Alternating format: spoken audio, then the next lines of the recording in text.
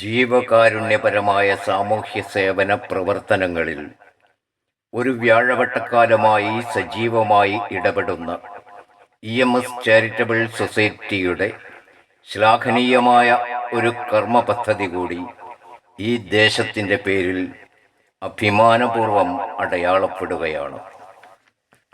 ജീവിതം തനിക്കുള്ളതെല്ലാം നാടിനു വേണ്ടി സമർപ്പിച്ച് സ്വന്തമായി കിടപ്പാടമില്ലാത്ത മനുഷ്യർക്ക് സ്വന്തമായി ഇടമുണ്ടാവുന്നതിനുള്ള സുപ്രധാനമായ തീരുമാനമെടുത്ത കേരളത്തിലെ ആദ്യത്തെ ഗവൺമെൻറ്റിനെ നയിച്ച സഖാവ് EMSൻ്റെ പേരിലുള്ള ഈ ചാരിറ്റബിൾ സൊസൈറ്റി ഈ പ്രദേശത്ത് എത്ര മാതൃകാപരമായി ആണ് ഇടപെടുന്നത് എന്നതിൻ്റെ സൂചനയാണ്, അല്ലെങ്കിൽ അത് പ്രകടമാക്കുന്നതാണ് നിങ്ങൾ ഇന്നത്തെ നടത്തുന്ന ചടങ്ങ്.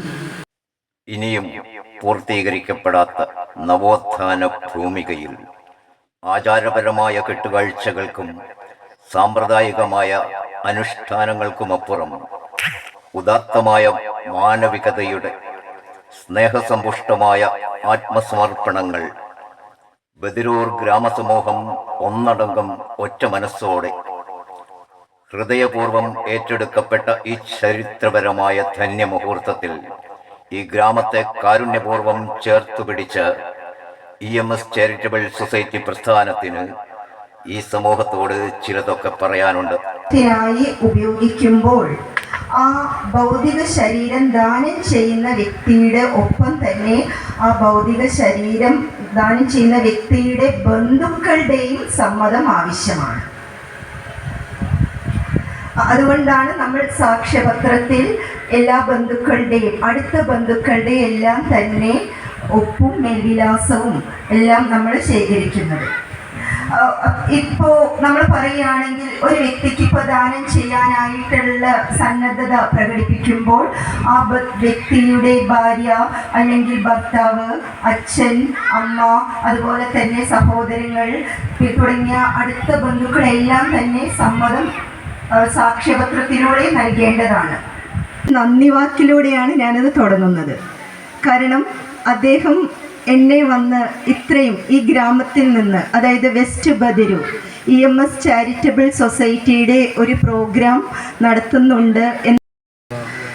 അതിനുവേണ്ടി തയ്യാറായവർക്കുള്ള ഒരു സർട്ടിഫിക്കറ്റ് വിതരണം ചെയ്യുക, അതിൻ്റെ ബോധവൽക്കരണ ക്ലാസ് എന്നിവ നടക്കുന്ന ഒരു ചടങ്ങ് എന്തുകൊണ്ടും സന്തോഷകരം തന്നെയാണ്. ആക്സിഡന്റിൽ മരണപ്പെട്ടു. മസ്തിഷ്ക മരണം സംഭവിച്ചപ്പോൾ അവരുടെ കുടുംബം പറയാനുള്ളതൊക്കെ സ്വന്തം ജീവിതത്തിലും പകുത്തെടുത്ത് ചെയ്യാനും കൂടിയുള്ളതാണെന്നും ഈ ജീവകാരുണ്യ പ്രസ്ഥാനത്തിന്റെ പ്രവർത്തകരും അവർക്ക് ഊർജമായ സഹയാത്രികരായ ദേശവാസികളുടെയും ഈ ചടങ്ങിലുള്ള നേരിട്ടുള്ള പങ്കാളിത്തം ഏവരെയും ബോധ്യപ്പെടുത്തുന്നുണ്ട്. ഈ പദ്ധതിയിൽ ചെറുപ്പക്കാരുടെ പൊതുവായി സ്വമേധയാലുള്ള ആഭിമുഖ്യവും അതോടൊപ്പം സ്ത്രീകളുടെ അഭൂതപൂർവമായ പങ്കാളിത്തവും എടുത്തു പറയേണ്ടതാണ്.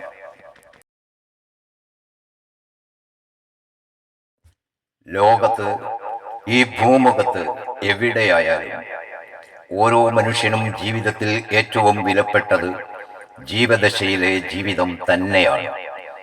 ഭൗതിക ശരീരം എന്ന മാധ്യമത്തിലൂടെയാണ് ഒരിക്കൽ മാത്രം അവകാശപ്പെട്ട ജീവിതം ജീവിച്ചു തീർക്കുന്നത്.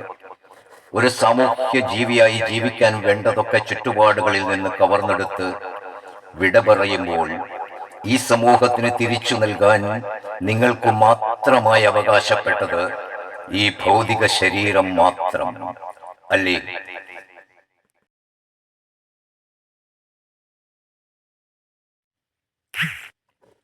ഏതൊരാൾക്കും ജീവിതം ഒന്നു മാത്രം, ഒരിക്കൽ മാത്രമേ അതിന് അവസരമുള്ളൂ എന്നതുകൊണ്ട് കൂടിയാണ് ഈ ജീവിതം ഏതൊരാൾക്കും ഏറ്റവും വിലപ്പെട്ടതാകുന്നത്.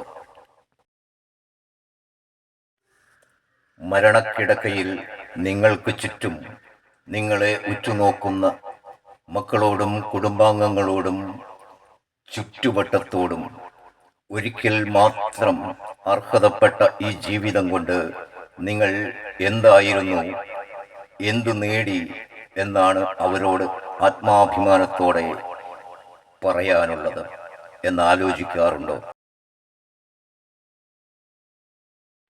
അവശേഷിക്കുന്ന ഭൗതിക ശരീരം മറ്റൊരാൾക്കെങ്കിലും ജീവിതം തുടരാൻ ഉറവിടമാകുന്നുവെങ്കിൽ അതിലൂടെ സമൂഹത്തിന് നൽകുന്ന മറുപടി ജീവിച്ചു തീർത്ത നിങ്ങളുടെ ജീവിതത്തെക്കുറിച്ചുള്ള അർത്ഥപൂർണമായ ഒരു സന്ദേശമാകില്ലേ?